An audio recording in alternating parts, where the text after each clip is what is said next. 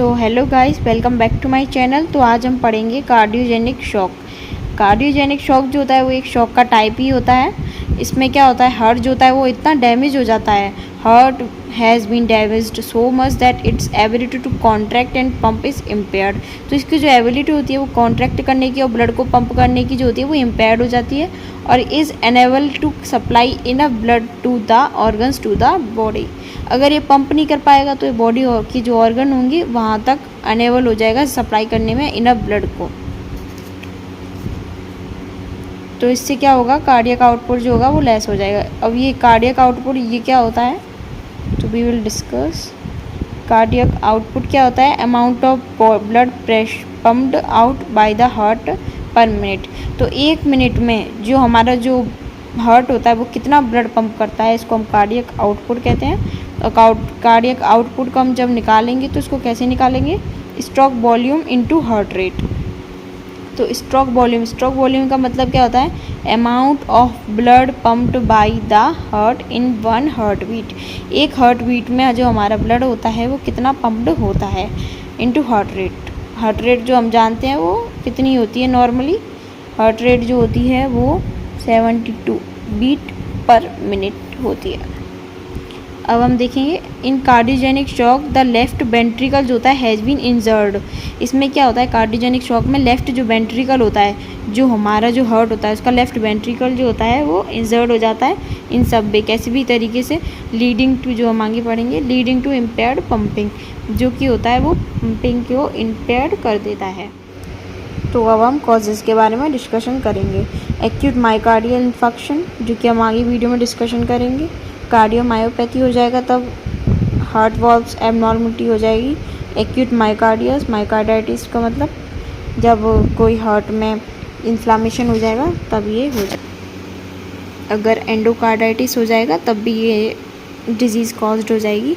Severe रिदमाइस हो जाएगा तब भी हो जाएगा। पेरिकार्डियल टेम्पोनेडे हो जाएगा तब भी हो जाएगा। Traumatic injury to the heart, कोई ट्रॉमेटिक इंजरी हो जाती है हार्ट के लिए, है ना, और कॉन्जेस्टिव हार्ट फेलियर हो जाएगा तब भी।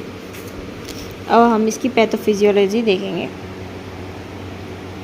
पैथोफिजियोलॉजी, सो बेसिकली हमने पहले बताया था कि लेफ़्ट वेंट्रिकल में अगर कोई इम्पेयर पंपिंग एबिलिटी आ जाती है तो ये होता है। तो फिर इसमें पहले देखेंगे हम इधर कि अगर स्ट्रोक वॉल्यूम कम हो जाएगा, अगर स्ट्रोक वॉल्यूम कम है तो कार्डियक आउटपुट कम हो जाएगा। कार्डियक आउटपुट हमने क्या बताया था, stroke volume into heart beat. तो स्ट्रोक वॉल्यूम कम होगा तो कार्डियक आउटपुट कम हो जाएगा।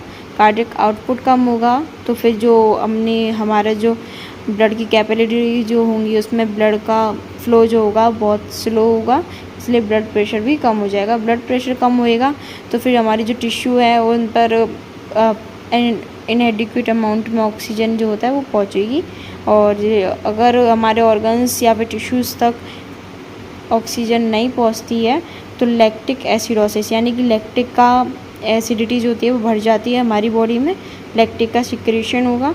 इनएडिक्वेट सिस्टोलिक एम्पिटाइंग, और ये जो होता है वो सिस्टोलिक एम्पिटाइंग जो होगी वो इनएडिक्वेट अमाउंट में होगी।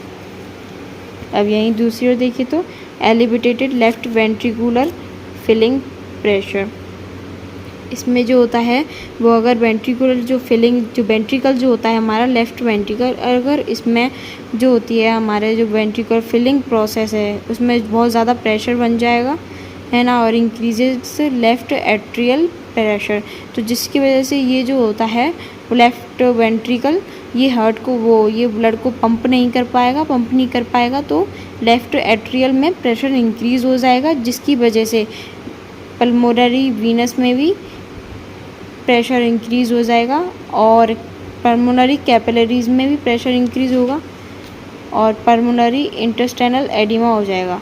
प्रेशर इंक्रीज़ होगा तो पल्मोनरी इंटेस्टाइनल एडिमा हो जाएगा और इंट्रा एल्वियोलर एडिमा, और इंटेस्टाइनल एडिमा होगा तो इंट्रा एल्वियोलर एडिमा भी हो जाएगा। एडिमा मतलब इन्फ्लामेशन, सूजन हो जाएगी। तो हम इसके जो होंगे वो साइन एंड सिम्टम्स देखेंगे। साइन एंड सिम्टम्स में क्या होता है, इंक्रीजेस और डिक्रीजेस कार्डियक आउटपुट, कार्डियक जो आउटपुट होता है वो डिक्रीज हो जाता है। पल्मोनरी एडिमा हो जाएगी। फ्लूइड जो होता है backup in lungs due to insufficient pumping और हार्ट, जो हमारा हार्ट है वो सफिशिएंट अमाउंट में जो होता है वो ब्लड को पंप नहीं कर पाता है, जिससे कि जो हमारा हार्ट में जो वेंट्रिकल में वो ब्लड बच जाता है उसको जो बैकअप कर देती है। Distended jugular veins due to increases jugular venous pressure. Distended यानी कि फैल जाती है जुगुलर वेन जो होती है उसमें भी डायलेशन हो जाता है, किसकी वजह से इंक्रीज हो जाती है जुगुलर वेन्स में प्रेशर जो होता है इंक्रीज हो जाता है, इस वजह से चेस्ट पेन होगा और प्रेशर यानी चेस्ट पेन होगा और चेस्ट पे हैवीनेस होगी, हैवीनेस, प्रोफ्यूजन स्वेटिंग होगी, कोल्ड एंड मॉइस्ट स्किन होगी, क्यों बेजो कॉन्स्ट्रिक्शन के चक्कर में, and subsequent hypo perfusion of skin की वजह से। रैपिड एंड डीपर ब्रीथिंग क्यों करेंगे, क्योंकि जब हमारे बॉडी को ज़्यादा से अमाउंट में ऑक्सीजन की नीड होती है, इसलिए रैपिड एंड डीपर ब्रीथिंग करेंगे ताकि हार्ट हमारा थोड़ा ब्लड पंप कर पाए। सडन रैपिड हार्ट बीट भी तेज हो जाएंगे, जिसको हम टैकीकार्डिया कहते हैं। इरिथमिया हो जाएगा। Rapid and weak pulse due to decreased circulation. Severely low blood pressure हो जाएगा। डिस्पीनिया यानी कि ब्रीथिंग में प्रॉब्लम आएगी और फटीग थकान भी फील होगी।